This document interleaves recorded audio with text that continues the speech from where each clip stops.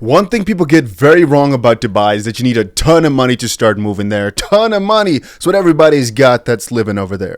And even though a lot of people do, a lot of people definitely do, you gotta understand there's a ton of people there as well. They're in what? $500 a month and they can live just fine.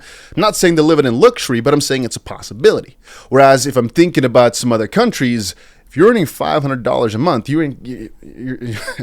it's just impossible, so to speak, right? The thing about Dubai that I like so much is that it's so versatile. You've got every single layer. You've got the most rich people out there. You've got a lot of poor people too. You've got expensive places in terms of hotels or dinner. You've got cheap places too. I always say, you can find some better dinners for freaking $6 a person, just proper meals in Dubai, than I could somewhere in Europe. And also, a lot of people think, oh, they went on a vacation to Dubai. That must have cost them $20,000 for the week. But then they don't really realize the fact that they weren't staying in the capital, in the center.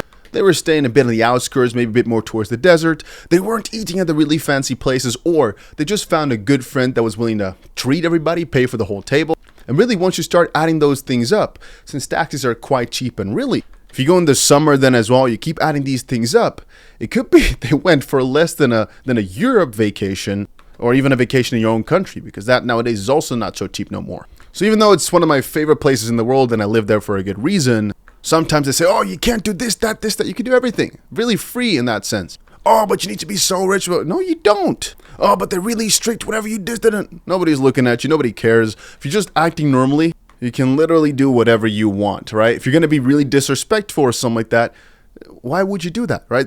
I just said, if you act normally. If you start cursing at people loud, if you start taking a shit on the floor somewhere in the middle of the center, like is apparently allowed in some place. I mean, the stuff I saw in LA, yeah, that might not work out for you so well. But generally speaking, I met some of the coolest people over there, had some of the best times, and I think it's just severely misunderstood. But if I look on the internet and I see so many negative things, I'll just quickly state this. It's a lot easier. It's a lot better, most likely, and a lot more diverse than many people like to make it out to be. And specifically, if you're going for a few days or a few weeks, you're not committed to anything, right? And I really think it's hard to hate it.